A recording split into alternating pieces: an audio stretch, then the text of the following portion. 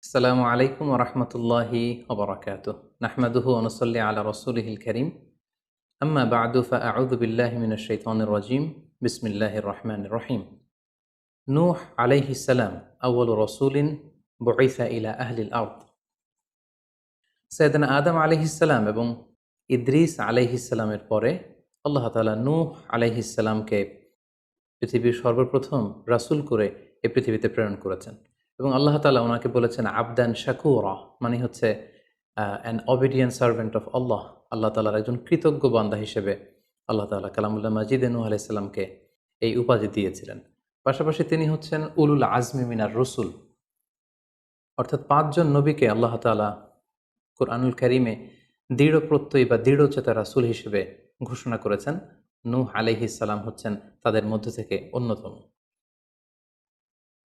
Southern ইরাকের একটি শহরে, যেটি কুফা শহরের নিকটবর্তী একটি শহর, এমন একটি শহরে আল্লাহ তাআলা নূহ আলাইহিস সালামকে নবী হিসেবে প্রেরণ করেছিলেন।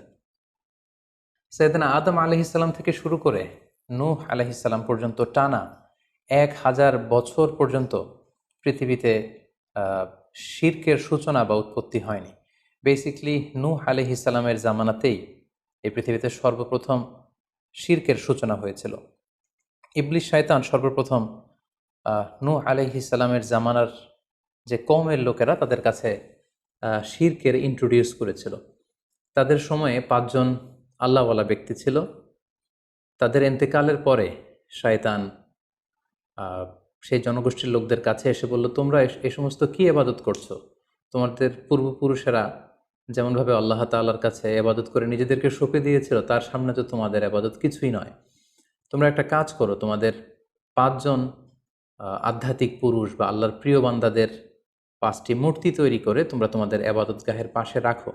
ফলে তাদের চেহারা দেখলে তাদের বেশি বেশি ইবাদতের কথা তোমাদের স্মরণ হবে এবং তোমরা আল্লাহ তাআলার ইবাদত করার ব্যাপারে বেশি আগ্রহী হবে। তারা এই শয়তানের মুখরোচক চমৎকার এই কথা শুনে তাদের শ্রেষ্ঠ ৫ জন সন্তান বা আল্লাহওয়ালা ৫ জন ব্যক্তির ৫টি মূর্তি তৈরি করে তাদের ইবাদত গাহের ভেতরে তারা স্থাপন করলো। এবং আসলেই তারা যখন এই ৫ জন ব্যক্তিদের মূর্তির দিকে তাকাতো, তাদের আল্লাহ তাআলার ইবাদতের কথা তাদের স্মরণ হতো, ফলে তারা আল্লাহ তাআলার বেশি বেশি ইবাদত করতে লাগলো।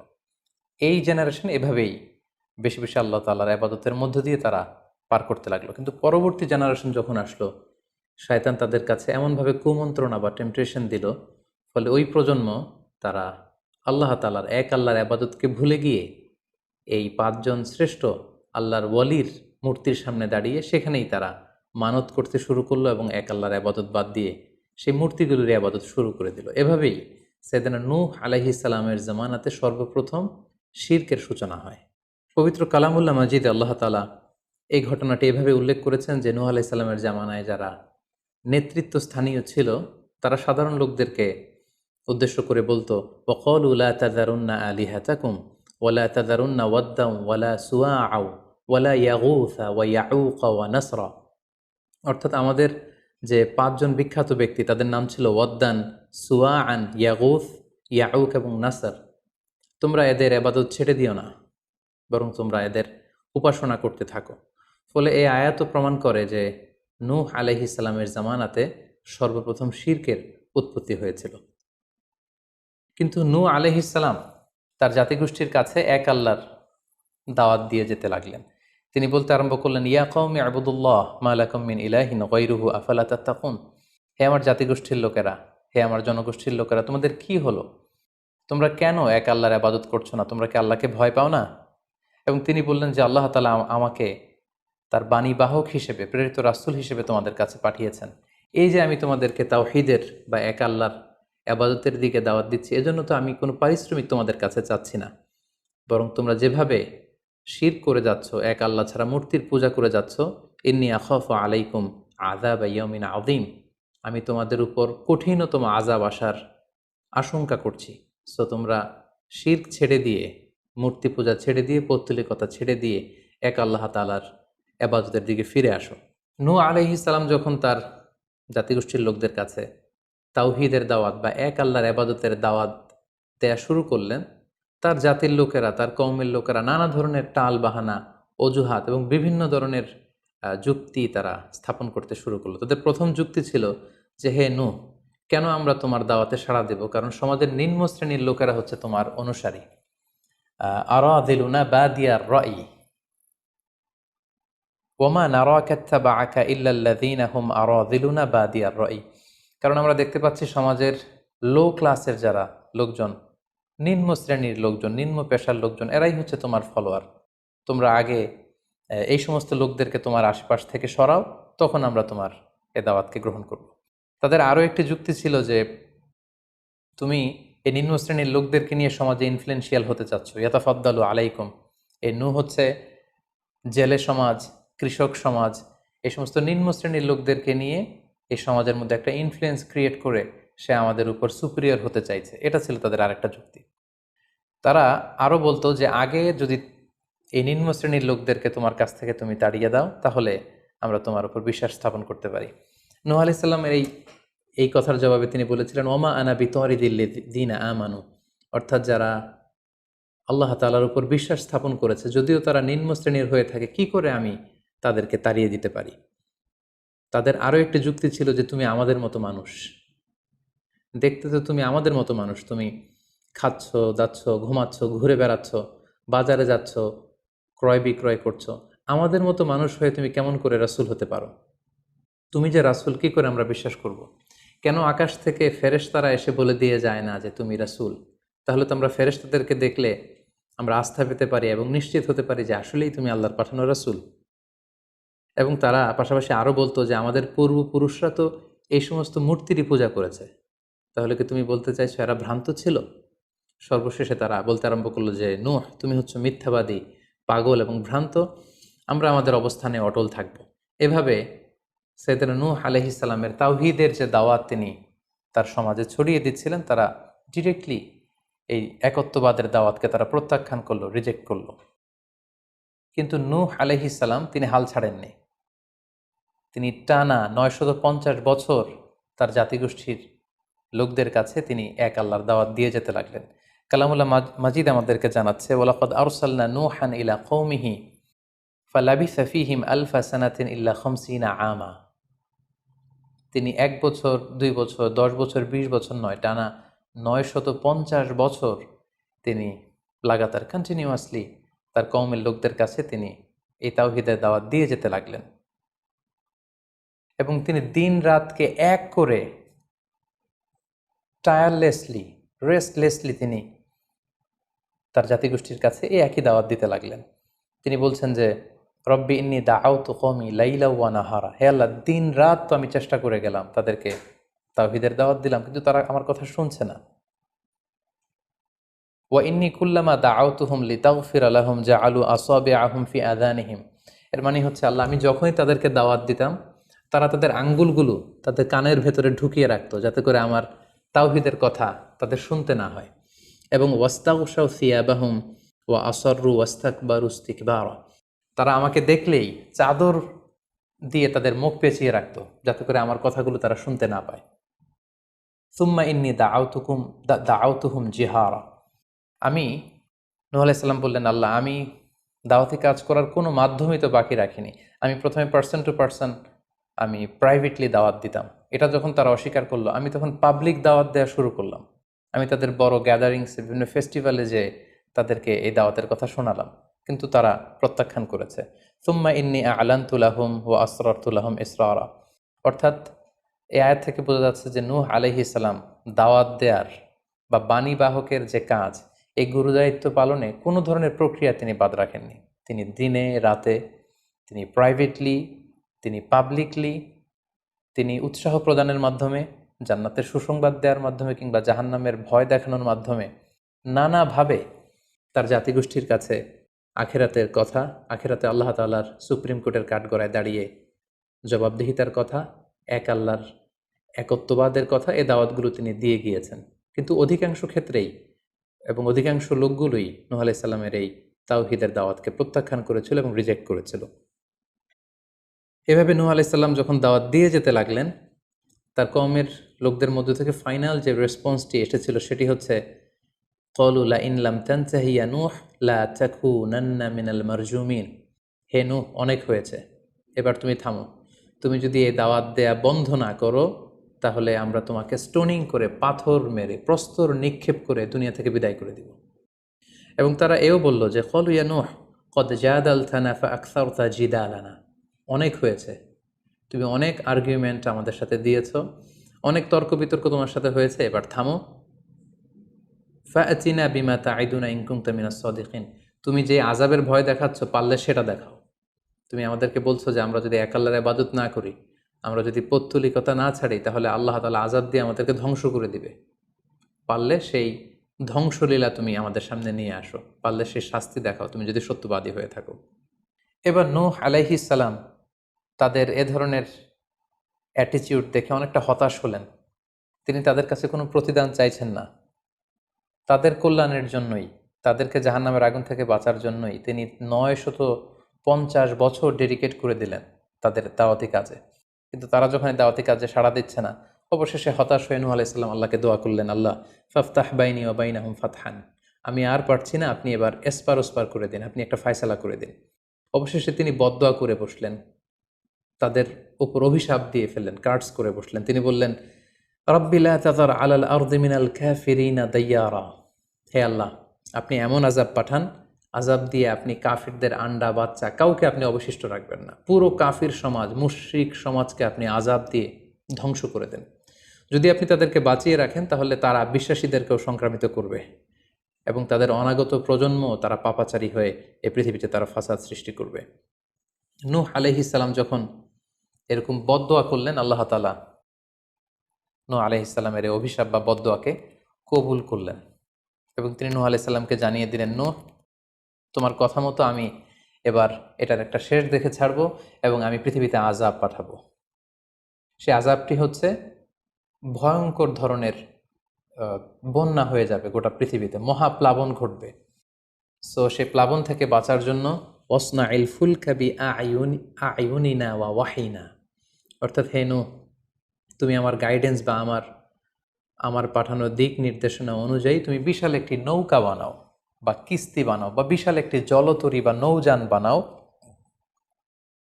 যাতে করে এই মহাপ্লাবন থেকে বাঁচার জন্য তুমি বিশ্বাসীদেরকে নিয়ে এই নৌযানে, এই কিস্তিতে, জাহাজে বা এই জলতরীতে, এই নৌকাতে তোমরা আশ্রয় নিতে পারো। আল্লাহ তাআলার পক্ষ থেকে এই আদেশ যখন আসলো, সাইয়েদনা নূহ আলাইহিস সালাম বিশ্বাসীদেরকে নিয়ে বিশাল এক জলতরী বা নৌকা বা বিশাল এক জাহাজ তিনি তৈরি করলেন। নূহ আলাইহিস সালামের কওমের মুশরিক লোকেরা যখন এই জাহাজ বা নৌকা বানাতে দেখলো, তারা হাসাহাসি শুরু করে দিল। কোরআন বলছে, ওয়া কুল্লামা মাররা আলাইহি মালাউম মিন কওমিহি সাখিরু মিন। তারা যখনই নৌকা বানানো, এই কিস্তি বানানো, এই বিশাল জলতরী বানাতে দেখলো, তারা ঠাট্টা বিদ্রুপ করলো। তারা বলল, নূহ, এই মরুভূমির মাঝখানে কোথায় তুমি এই নৌকা চড়াবে? তোমরা যেহেতু নৌকা বানাচ্ছ, পারলে একটা সাগরও বানিয়ে নাও, যাতে করে তোমাদের এই নৌকাকে, এই জাহাজকে তোমরা ভাসাতে পারো। সাইয়েদনা নূহ আলাইহিস সালাম এবং বিশ্বাসীরা আল্লাহ তাআলার উপর অটল থেকে আল্লাহ তাআলার দেয়া দিক নির্দেশনা অনুযায়ী তারা বিশাল নৌকা তৈরি করে ফেললেন।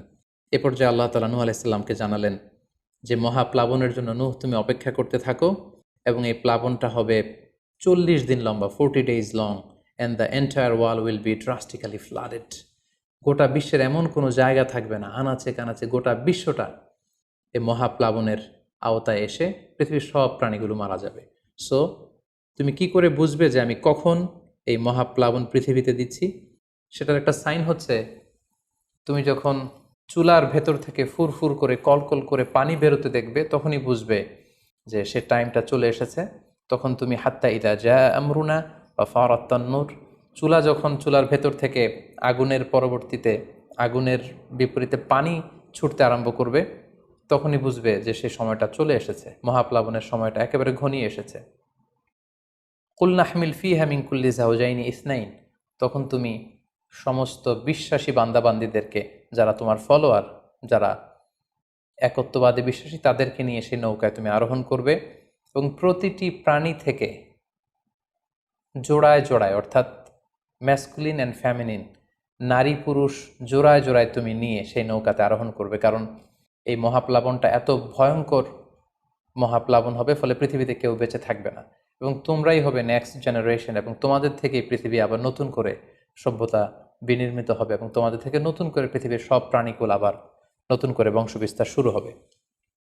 আল্লাহ তাআলার এই গাইডেন্স অনুযায়ী নূহ আলাইহিস সালাম অপেক্ষা করতে লাগলেন যে কখন চুলার ভেতর থেকে কলকল করে পানি বেরোয়। হঠাৎ করে তিনি একদিন দেখতে পেলেন যে চুলার ভেতর থেকে পানি বেরোচ্ছে। তিনি সমস্ত বিশ্বাসীদেরকে নিয়ে এবং বিভিন্ন প্রাণীকুল থেকে জোড়ায় জোড়ায় নারী পুরুষ দুই ধরনের জেন্ডারকে একত্রিত করে নিয়ে তিনি আল্লাহ তাআলার নামে সেই নৌকার মধ্যে আরোহণ করলেন। এবং আল্লাহ বললেন, ওয়াকাল আরকাবু ফিহা বিসমিল্লাহি মাজরেহা ওয়া মুরসাহা ইন্না রাব্বি লাগফুরুর রাহিম। আল্লাহ বললেন, তোমরা যখন আরোহণ করবে তোমরা আল্লাহর নামে আরোহণ করবে, অর্থাৎ বিসমিল্লাহ বলে আরোহণ করবে, কারণ তোমাদের এই নৌকার এই জাহাজের গতি এবং স্থিতি এটা হবে আল্লাহর নামে। এটা এটার সেইলিং বা অ্যাঙ্করিং, এটার পানির উপরে ভেসে চলা এবং এটার নোঙর ভিড়ানো সবটাই হবে আল্লাহ তাআলার নামে। এবং আল্লাহ তাআলার আদেশ অনুযায়ী নূহ আলাইহিস সালাম সবাইকে নিয়ে সেই নৌকায় আশ্রয় নিলেন। কোরআন আমাদেরকে জানাচ্ছে, ওহিয়া তাজরি বিহিম ফি মাউজিন কাল জিবাল। গোটা বিশ্বব্যাপী এমন ভয়ঙ্করভাবে আকাশ থেকে ঝুম বৃষ্টি নাজিল হলো, জমিন তার ভেতরে থাকা পানিগুলোকে উপরে উদ্গীরণ করে দিতে লাগলো, উপর থেকে পানি, নিচ থেকে পানি, ফলে গোটা বিশ্বে এক মহাপ্লাবনের পরিস্থিতি তৈরি হলো। এবং সেই ভয়ঙ্কর প্লাবনের মধ্যে, সেই ঝড় ঝাপটার মধ্যে, সেই পানির মধ্যে নূহ আলাইহিস সালামের সেই কিস্তি বা সেই জলতরী বা সেই নৌকা ভাসতে লাগলো। কোরআন বলছে যে ফি মাউজিন কাল জিবাল, বিশাল পাহাড় সম ঢেউয়ের মধ্যে নূহ আলাইহিস সালামের তরী আল্লাহর নামে ভাসতে আরম্ভ করলো, এবং আল্লাহর নামে নূহ আলাইহিস সালাম সেই তরী ভাসিয়ে দিলেন। মহাপ্লাবনের ঠিক কিছু আগে নূহ আলাইহিস সালাম ওনার ছেলে কানাআনকে আহ্বান করলেন যে, কানাআন, তুমি এই নৌকার মধ্যে আরোহণ করো। আমরা ইতিহাস থেকে আমরা জেনেছি যে নূহ আলাইহিস সালামের 4 জন সন্তান ছিল, হাম, সাম, ইয়াফাস, কানাআন। এই 4 জন সন্তানের মধ্যে 3 জন ঈমান এনেছিল, শুধু কানাআন ছাড়া। নূহ আলাইহিস সালাম কানাআনকে বললেন, কানাআন ইয়া বুনাইয়া ইরকাব মাআনা, হে আমার প্রিয় সন্তান, তুমি নৌকায় ওঠো, আল্লাহর কাছে তওবা করো। কিন্তু কানাআন নূহ আলাইহিস সালামের এই আহ্বানের প্রত্যুত্তরে তিনি বলেছিলেন, আমি নৌকায় উঠবো না, সাআবি ইলা জাবালিন ইয়াসিমুনি মিনাল মা, আমি পাহাড়ের চূড়ায় যেয়ে দাঁড়াবো, পাহাড় আমাকে পানি থেকে বাঁচাবে, কারণ এই বন্যার পানি তো পাহাড় পর্যন্ত পৌঁছতে পারবে না। নূহ আলাইহিস সালাম বললেন, ক্বালা লা আসিমাল ইয়াউমা মিন আমরিল্লাহ ইল্লা মার রাহিম, হে কানাআন, আজকে আল্লাহর এই গজব থেকে, এই আযাব থেকে, এই মহাপ্লাবন থেকে বাঁচানোর কেউ নাই, কেউ তোমাকে বাঁচাতে পারবে না। পাহাড় তোমাকে আজকে সুরক্ষা দিতে পারবে না, বাঁচাতে পারবে না, আজকে বাঁচানোর কেউ নেই, তুমি তাড়াতাড়ি উঠে আসো এখানে। কিন্তু নূহ আলাইহিস সালামের ছেলে কানাআন অস্বীকৃতি জ্ঞাপন করলো। কোরআন বলছে, ওয়াহালা বাইনাহুমাল মাউজু ফাকানা মিনাল মুগরাকিন, বাবা আর ছেলের মধ্যে যখন এ ধরনের কথা চলছিল, হঠাৎ করে বিশাল এক সাগরের ঢেউয়ের ধাক্কা এসে নূহ আলাইহিস সালামের সন্তান কানাআনকে পানির মধ্যে ডুবিয়ে দিল। তাহলে এই আয়াত থেকে বুঝলাম কানাআন যারা ডুবে গিয়েছিল তাদের অন্তর্ভুক্ত হয়েছিল। এবং মজার ব্যাপার হচ্ছে, নূহ আলাইহিস সালামের স্ত্রীও এই মহাপ্লাবন থেকে বাঁচতে পারেনি। সেও ঈমান না আনার কারণে যারা ধ্বংস হয়েছিল, যাদের সলিল সমাধি হয়েছিল মহাপ্লাবনের পানির মধ্যে, নূহ আলাইহিস সালামের স্ত্রীও সেখানে নিহত হয়েছেন। এখন একটি প্রশ্ন এসে দাঁড়ায়, সেটি হচ্ছে যে এটা কি একটা গ্লোবাল ডিজাস্টার ছিল কিনা? এটা কি ইরাকের সেই সাউদার্ন পার্টেই শুধু এই বন্যাটা হয়েছিল, না গোটা বিশ্বব্যাপী হয়েছিল? এ নিয়ে ঐতিহাসিকদের মধ্যে অনেক ধরনের মতামত পাওয়া যায়। তবে একটা বড় সংখ্যক ঐতিহাসিক মুআররিখুন তারা বলেছেন যে ইট ওয়াজ এ গ্লোবাল ডিজাস্টার। এই ফ্লাড, এই বন্যাটা ছিল গোটা বিশ্বব্যাপী। কারণ আল্লাহ তাআলা কোরআনে বলেছেন, নূহ আলাইহিস সালামের বদদুয়ার কথা বলেছেন। নূহ আলাইহিস সালাম বলেছেন যে, রব্বি লা তাযার আলাল আরদি মিনাল কাফিরিনা দাইয়ারা, হে আল্লাহ, এই জমিনে একজন কাফিরকেও আপনি বাঁচিয়ে রাখবেন না। সো এই আর্থ শব্দটা প্রমাণ করে তিনি গোটা বিশ্বের দিকে ইঙ্গিত করেছেন।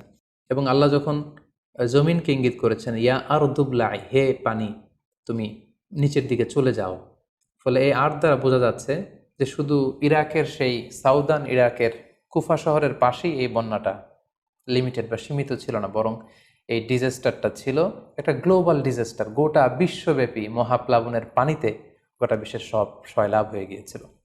40 দিন এই বন্যাটা কন্টিনিউ করেছে, এবং 40 দিনের এই সময়ে মহাপ্লাবনে যত কাফির, মুশরিক এবং নূহ আলাইহিস সালামের সময়কালের যত মুশরিক এবং অবাধ্য লোকেরা ছিল, সবাইকে আল্লাহ তাআলা এই বন্যার মাধ্যমে ধ্বংস করেছেন। 40 দিন পর আল্লাহ তাআলা আদেশ করলেন, ইয়া আরদু বুলাঈ মাআকি ওয়া ইয়া সামাউ আকলিঈ, অর্থাৎ হে আকাশ তুমি বৃষ্টি বর্ষণ করা এবার স্টপ করো, এবার বন্ধ করো।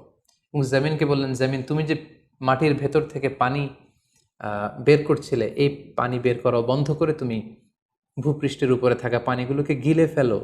ওয়াগীদাল মা, ফলে আল্লাহ তাআলার আদেশের সাথে সাথে পানি বর্ষণ এবং পানি জমিনের ভেতর থেকে বের হয় এটা বন্ধ হলো। ওয়াস্তাওয়াত আলাল জুদি, নূহ আলাইহিস সালামের এই বিশাল জলতরী বা কিস্তি বা নৌকা জুদি পাহাড়ে যেয়ে থামল। জুদি পাহাড়ে এই তরীর নোঙর ভিড়ল। এখন জুদি পাহাড়টা কোথায়? কিছু কিছু ঐতিহাসিকরা বলেছেন যে ইরাকের মোসেল শহরে একটি বিশাল মাউন্টেন রেঞ্জ রয়েছে, সেই পাহাড়ের একটা অংশের নাম হচ্ছে জুদি পাহাড়। কোনো কোনো ঐতিহাসিকগণ বলেছেন এই জুদি পাহাড়টি আর্মেনিয়াতে অবস্থিত। অনেক ঐতিহাসিকগণ মত প্রকাশ করেছেন যে এটি ইরাকেও নয়, এটি আর্মেনিয়াতেও নয়, বরং এটি তুরস্কের একটি পাহাড়। এবং তারা বিশাল বড় একটি নৌকার খণ্ড দিয়ে ঐতিহাসিকভাবে অনেকেই প্রমাণ করতে চেয়েছেন যে নূহ আলাইহিস সালামের সেই কিস্তির কিছু অংশ আজও সেই পাহাড়ের মধ্যে রয়ে গিয়েছে। সেই জুদি পাহাড়ে যখন এই নৌকাটি ভিড়ল, আল্লাহ তাআলা তখন নূহ আলাইহিস সালামকে আদেশ করলেন, ইহবিত বিসালামিন মিন্না, তুমি এবার শান্তির সাথে সেফলি সাউন্ডলি তুমি এবার সেই জুদি পাহাড়ে তোমরা নামো। ও বারাকাতিন আলাইক, তোমাদের উপর আমার পক্ষ থেকে বারাকা ব্লেসিং থাকবে। ও আলা উম্মামিম মিম্মান মাআক, এবং তোমার সাথে যারাই আছে সবার জন্য আমার পক্ষ থেকে ব্লেসিং থাকবে। এবং এই বিশাল মহাপ্লাবন থেকে যে আমি তোমাদেরকে বাঁচিয়ে দিয়েছি, শুকরিয়া স্বরূপ তোমরা সবাই পড়ো আলহামদুলিল্লাহ। ফাকুল আলহামদুলিল্লাহ। কোরআন বলছে যে তারা সবাই আল্লাহর প্রশংসা করে সেখান থেকে নেমে আসলো এবং নূহ আলাইহিস সালামকে আল্লাহ তাআলা শিখিয়ে দিলেন, নূহ এবার তুমি পড়ো রব্বি আনজিলনি মুনজালান মুবারাকান ওয়া আনতা খায়রুল মুনজিলিন, অর্থাৎ হে আল্লাহ আপনি এমন জায়গায় আমাদেরকে অবতরণ করুন যে জায়গাটা আমাদের জন্য কল্যাণকর, কারণ আপনিই তো উত্তম অবতরণকারী। ফলে নূহ আলাইহিস সালামের সাথে যারা ছিল বিশ্বাসীরা, তারা এবং তার সাথে প্রাণীকুলের মধ্য থেকে যারা ছিল সবাইকে নিয়ে নূহ আলাইহিস সালাম এই জমিনে বন্যা পরবর্তী মহাপ্লাবন পরবর্তী সময়ে তিনি সবাইকে নিয়ে এই জমিনের মধ্যে আবার নেমে আসলেন। ফলে ঠিক ওই সময়টাতে পৃথিবীতে আর কোনো কাফের, কোনো মুশরিক, কোনো পৌত্তলিক ছিল না, বরং তখন এটা ছিল, it was very fresh and pure monotheist generation, একত্ববাদী একটা প্রজন্ম। ফলে এখানে ঠিক ঠিক ওই সময়টাতে পৃথিবীতে আর কোনো কাফির মুশরিক আর ছিল না। আমরা আমাদের আলোচনার শুরুর দিকে বলেছিলাম যে নূহ আলাইহিস সালামের 4 জন ছেলে ছিল, হাম, সাম, ইয়াফাস এবং কানাআন। এবং ঐতিহাসিকভাবে এটা ঐতিহাসিক বিভিন্ন ধর্মগ্রন্থ থেকেও এটা প্রমাণিত যে এই 4 ছেলের মধ্য থেকে একজন ছেলে ছিল কানাআন, যে মহাপ্লাবনে মৃত্যুবরণ করেছে, এবং হাম, সাম এবং ইয়াফেস, তাদের মধ্য থেকেই মূলত গোটা বিশ্বে নতুন করে মানব সভ্যতার আবার সূচনা হয়েছে। নূহ আলাইহিস সালামের ছেলে হাম, তিনি আফ্রিকাতে তার পরিবার নিয়ে বসবাস শুরু করেন, এবং ওনার ছেলে সাম, যেখান থেকে সেমাইটিক শব্দটি আমরা বলে থাকি, ওনার ছেলে সাম তার আত্মীয় স্বজন এবং তার বংশধরদেরকে নিয়ে ধীরে ধীরে মধ্যপ্রাচ্য বা দূরপ্রাচ্যের এই এরিয়াতে পরবর্তীতে তারা বসবাস শুরু করেন। এবং ওনার ছেলে ইয়াফেস বর্তমান যে চীন বা তার আশেপাশের যে এরিয়াগুলো আছে সেখানে বসবাস শুরু করেন, এবং সেখান থেকেই মানব ইতিহাস আবার নতুন করে তার পথ চলা শুরু করলো, এবং গোটা বিশ্বে বাচ্চা রিজালান কাসীরা ওয়া নিসা, অনেক নারী পুরো গোটা বিশ্বে সেখান থেকে আবার ছড়িয়ে পড়তে আরম্ভ করলো। এভাবেই নূহ আলাইহিস সালাম একত্ববাদের দাওয়াত দিয়ে নিরলস প্রচেষ্টা করে ওনার জীবনকে তিনি অতিবাহিত করেছেন। সাইয়েদনা নূহ আলাইহিস সালাম ওনার ইন্তেকালের পরে ওনাকে কোথায় কবর দেওয়া হয়েছে এ নিয়ে 2টি মত পাওয়া যায়। প্রথম মত অনুযায়ী ওনাকে মক্কাতে কবরস্থ করা হয়েছে, আরেকটি মত অনুযায়ী লেবাননের কার্ক নামে একটি এরিয়াতে জাবালে দীর, সেই দীর মাউন্টেনের পাশে সাইয়েদনা নূহ আলাইহিস সালামকে কবরস্থ করা হয়েছে। সম্মানিত সুধী, এই ছিল নূহ আলাইহিস সালামের সংক্ষিপ্ত, বর্ণাঢ্য এবং সংগ্রামী জীবন কাহিনী। এ পর্যায়ে আমরা নূহ আলাইহিস সালামের এই স্টোরি থেকে, এই জীবনী থেকে কী ধরনের লেসন, লাইফ লেসন বা শিক্ষা আমরা পেতে পারি, যেটা আমরা আমাদের সমাজের সাথে রিলেভেন্ট করতে পারি, আমরা সে বিষয়ে সামান্য কিছু আলোচনা করব।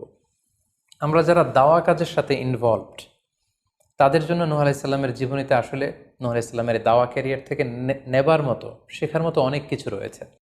তোর মধ্যে থেকে অন্যতম হচ্ছে যে ডাইভার্সিটি অফ দাওয়া অ্যাপ্রোচ। আমরা জানি যে আমরা যারা আল্লাহ তাআলার এই কথাগুলো, কোরআন সুন্নাহর এই মেসেজগুলো পৌঁছে দিচ্ছি, আমরাও কাইন্ডা বাণীবাহকের কাজ কিন্তু আমরা করছি। যেহেতু নবীরা নেই, তাদের অনুসৃত পথকে আমরা ধারণ করে তাদের কথাগুলো আমরা পৌঁছে দিচ্ছি। সো আমাদের এই দাওয়া অ্যাপ্রোচের মধ্যে ডাইভার্সিটি থাকতে হবে। আমরা যেমনি ওরালি দাওয়া কাজ করি, নবীরা ওরালি দাওয়া কাজ করতেন, মৌখিকভাবে মানুষকে দাওয়া দিতেন। এই ওরালি দাওয়ার পাশাপাশি আমরা রিটেন দাওয়ার কাজ করতে পারি, আমরা প্র্যাকটিক্যাল দাওয়া কাজ করতে পারি। অর্থাৎ প্র্যাকটিক্যাল দাওয়াটা হচ্ছে লাইভ দাওয়া। আমার কথা দেখে, আমার আচরণ দেখে, আমার ডিলিংস দেখে মানুষ ইসলামের সৌন্দর্যের প্রতি আকৃষ্ট হবে, এবং এটা খুবই ফলপ্রসূ একটা দাওয়া সিস্টেম। সো আমরা যদি নূহ আলাইহিস সালামের জীবনের দিকে তাকাই, তাহলে দেখব উনি অনেকভাবে এই দাওয়া কাজ করেছেন। উনি প্রথম পার্সন টু পার্সন টার্গেট করে তাকে একা একা বোঝাতেন। এটা যখন কাজ না করতো, প্রাইভেট দাওয়া থেকে উনি পরে সুইচ করলেন পাবলিক দাওয়াতে। কোরআন আমাদেরকে জানিয়েছে যে তার কওমের বিভিন্ন ফেস্টিভ্যালগুলোতে, সেখানকার বিভিন্ন পাবলিক গ্যাদারিংসগুলোতে, সেখানকার বিভিন্ন ক্লাবগুলোতে তিনি যে এক আল্লাহর দাওয়া তিনি সেখানে পেশ করেছেন। পাশাপাশি নূহ আলাইহিস সালাম তার সময়ের সম্ভ্রান্ত ব্যক্তিবর্গ যারা, তাদেরকে স্পেশালি তিনি দাওয়া কাজের আওতায় নিয়ে এসেছেন। এলিট সোসাইটি যারা, আমরা যদি আল্লাহ রাসূল সাল্লাল্লাহু আলাইহি ওয়াসাল্লামের দাওয়া অ্যাক্টিভিটির দিকে তাকাই, তাহলে দেখব যে উনিও কিন্তু সানাদিদে কোরাইশের যারা লিডার শ্রেণী ছিল, গণ্যমান্য ব্যক্তিবর্গ ছিল, তাদেরকে তিনি স্পেশালি দাওয়া কাজ করতেন তাদের সাথে। কারণ আমরা জানি যে একটা সমাজের লিডার যদি ইসলামের পথে আসে, ফলে তার যে লক্ষ লক্ষ ফলোয়ার থাকবে, তারাও তার দ্বারা ইনফ্লুয়েন্স হয়ে তারাও ইসলামের পথে চলে আসবে। এবং আল্লাহ রাসূল সাল্লাল্লাহু আলাইহি ওয়াসাল্লামের জীবনী তো আমরা দেখেছি যে কোনো গোষ্ঠীর বা কোনো কওমের বা কোনো ট্রাইবের গোত্র প্রধান যখন কালিমা পড়ে মুসলমান হয়েছে, তার দেখা দেখি গোত্রের সকল নারী পুরুষ তারাও মুসলমান হয়ে গেছে।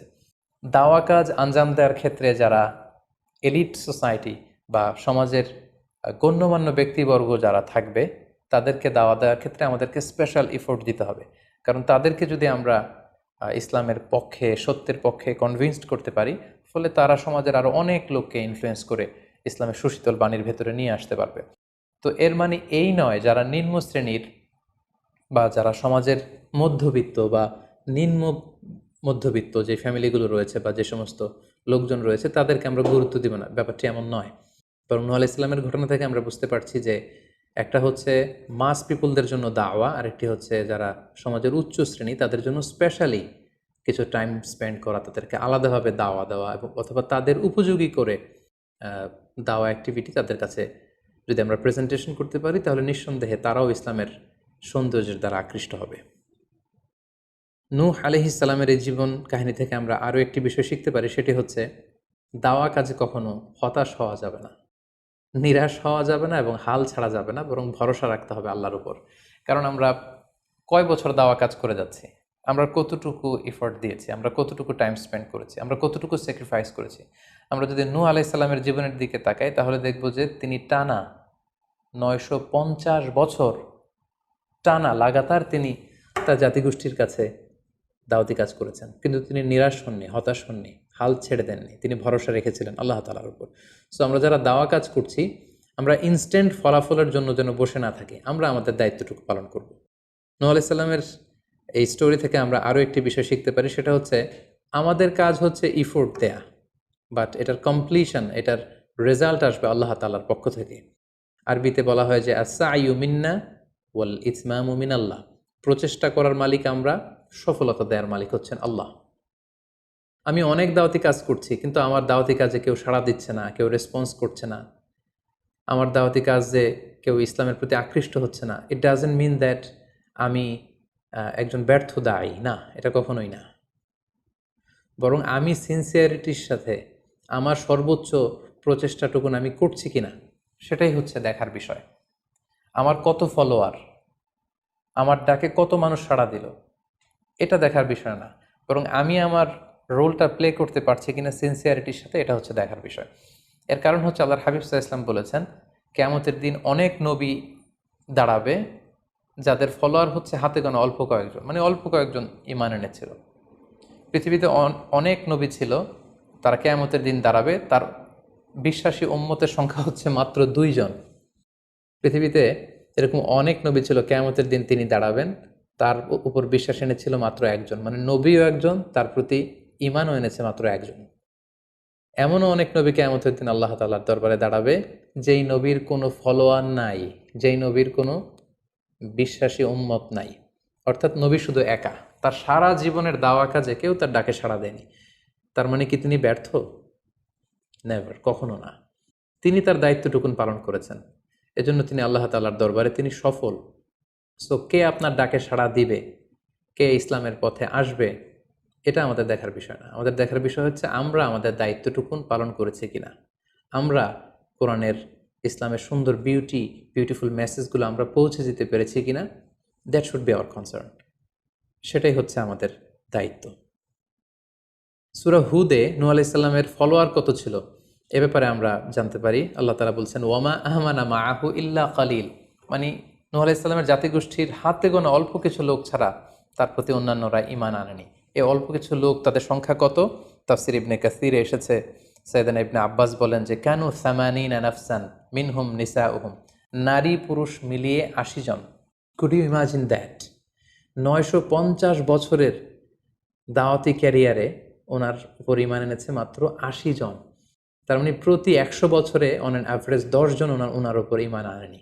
কিন্তু উনি হচ্ছেন উলুল আজমি মিনার রুসুল, এই মহাবিশ্বের ৫ জন শ্রেষ্ঠতম নবীদের মধ্য থেকে তিনি হচ্ছেন অন্যতম।